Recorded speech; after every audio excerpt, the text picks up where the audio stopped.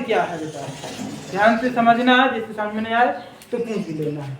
बहुपद यदि हम इसको अलग अलग करें तो यहाँ से काट लें। बहु का मतलब होता है अधिक, बहु का मतलब अधिक, और पद का मतलब है पद। तो जहाँ भी हमें एक से अधिक पद आ जाए, एक से अधिक, परिभाषा के लिए दो या दो से अधिक पदों वाला कोई भी व्यंजक हो तो वो क्या कहा जाएगा, बहुपद। तो बहुपद के बारे में हमें सबसे पहले कोई भी, यदि हमें द्विघात समीकरण दिया, दो घात हो सकता है, त्रिघात हो सकता है। दो घात में जैसे हमने लिख लिया बेटा 2x² प्लस 4x और प्लस 8, मान लिया ये लिख लिया। तो इस बहुपद में बेटा ये बहुपद है कि नहीं है, क्योंकि x दो बार है, ये द्विघात है, एक घात तो नहीं है। केवल इस वाली संख्या को देखें तो ये एक घात है, और ये इसमें तो x ही नहीं है, तो ये क्या है, बहुपद है। इसका कुछ ना कुछ इसके रूल होते हैं। यदि हमें इसको हल करना है तो हम कैसे करेंगे, सबसे पहले तो हमें ये समीकरण होता किस रूप का है, तो समीकरण रूप हमें देख लेना है। क्या देख लेना है, समीकरण का रूप। समीकरण रूप कैसा होता है ये हमें याद ही रखना है। ax² प्लस bx और प्लस c बराबर 0। इस चीज को हमें हमेशा याद रखना है। इस रूप का होना चाहिए पहले सबसे बड़ी घात, फिर उससे छोटी और फिर उससे छोटी। ax² plus bx plus c। यदि हम इस वाले जो हमारा ये दिया है हमें सवाल, यदि हम इसमें से a की वैल्यू फाइंड आउट करें, a कहाँ पर लिखा है, a की जगह पर क्या है, 2। तो हम कह सकते हैं कि यहाँ पर a की जगह 2 है, b की जगह क्या है बेटा 4। x को नहीं देखना है क्योंकि x तो हमारा सूत्र में भी है, हमें केवल a और b की जगह चिन्ह सहित लिखना है, और c की जगह क्या है बेटा 8। तो हम कह सकते हैं कि a की वैल्यू 2 है, b की 4 और c की 8 है। लिख सकते हैं कि नहीं। तो बेटा ये तो हमारा हुआ समीकरण रूप। क्या हो गया, समीकरण रूप। यदि हमसे मूल, कितने मूल होंगे, यदि हमारा द्विघात समीकरण है तो 2 मूल निकलेंगे। कितने निकलेंगे, 2। तो मूल हमारे जो होते हैं, और यदि 3 घात समीकरण होता तो 3 मूल निकलती। यदि यहाँ 3 घात लगी होती, फिर यहाँ 2 लगी होती, फिर 1 होती, फिर 1 भी नहीं, ऐसा ही होता ना क्रम उसका।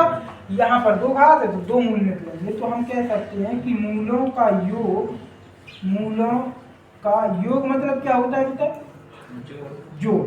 तो मूलों का योग बराबर होता है -b/। ये चीज हमेशा याद ही रखनी पड़ेगी, ये याद ही रखनी पड़ेगी। और मूलों का गुणनफल होता है बेटा, मूलों का गुणनफल। गुणनफल क्या होता है, गुणनफल। सभी को याद है ना, गुणनफल क्या होता है, मूल ये होते हैं बेटा कि जब हम इसको हल करेंगे तो x के 2 मान आएंगे। x के कितने मान आएंगे, 2 मान आएंगे, क्योंकि ये 2 घात वाला है। यदि यहाँ 3 घात लगी होती तो x के ही 3 मान आते। कितने आते, 3। तो वही होते हैं मूल।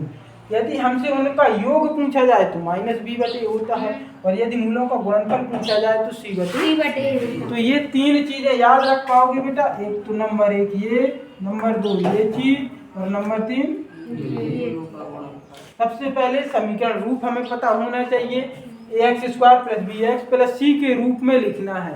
मान लिया कि कोई हमें उदाहरण दिया है कि 8 प्लस 2x माइनस 4x², इसको हमें लिखना है तो क्या लिखेंगे आप, 4x माइनस 4। सबसे पहले हमें यही लिखना पड़ेगा इस रूप में, पहले बड़ी घात, फिर छोटी, फिर सबसे छोटी। इसको हम क्या लिखेंगे, माइनस का 4x², फिर लिखेंगे प्लस का 2x, और फिर लिखेंगे 8 बराबर में 0। ये हमारा बन गया ना उसी तरीके का, ax² plus bx plus c बराबर 0, चिन्ह सहित।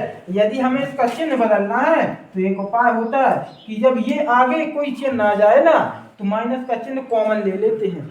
कॉमन का मतलब होता है पूरे के चिन्ह बदल दो। इसको हमें अगर लिखना है तो 4x² माइनस का 2x और माइनस का 8 बराबर 0 लिख सकते हैं, क्योंकि यहाँ पर माइनस था प्लस कर दिया, प्लस था तो माइनस कर दिया, प्लस था तो माइनस। यदि हमें आगे का चिन्ह बदलना है तो पूरे समीकरण को बदल दो तो भी सही है। तो हम ऐसा लिख सकते हैं कि नहीं।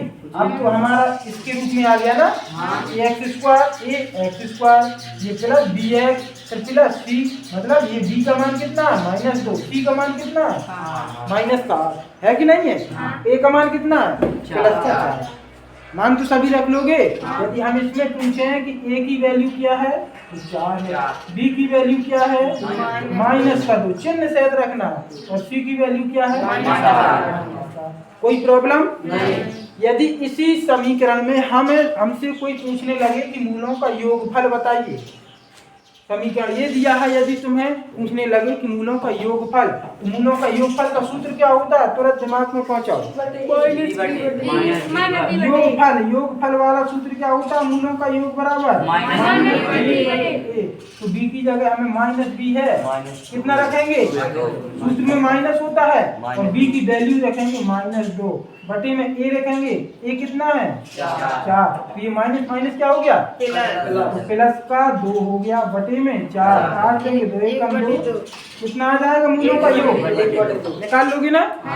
अच्छा, गुणनफल यदि इसी का पूछ दिया जाए तो क्या लिखेंगे, गुणनफल पूछा तो सी बटे, तो सी क्या है माइनस का, ए क्या है, तो गुणनफल कितना हो जाएगा, तो गुणनफल यदि पूछ लिया जाए तो क्या हो जाएगा सी बटे ए, तो सी बटे ए करने के लिए हमें क्या करना होगा, माइनस का 8 बटे में 8 देंगे तो माइनस का 2 आ जाएगा, गुणनफल कितना आ जाएगा -2 आ जाएगा। समझ में आ गया। केवल ये बेसिक चीजें हैं, यदि इतनी चीजें याद आ जाएं, एबीसी की वैल्यू कैसे पता चलेगी, मतलब ये बराबर इतना है, बी बराबर इतना है।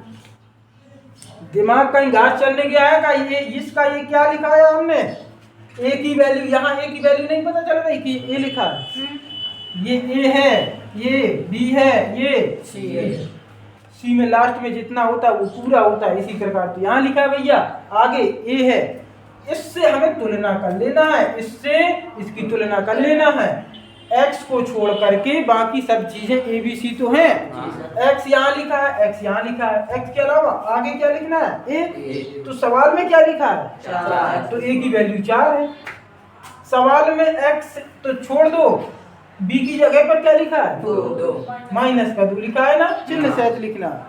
सवाल में c की जगह पर क्या लिखा है माइनस का 8 लिखा है। अब एबीसी की वैल्यू कैसे नहीं पता चलेगी, चल जाएगी ना, बराबर में 0 इसलिए लगाते हैं क्योंकि मूल निकालने के लिए उसको बराबर में पक्षांतर करने के लिए।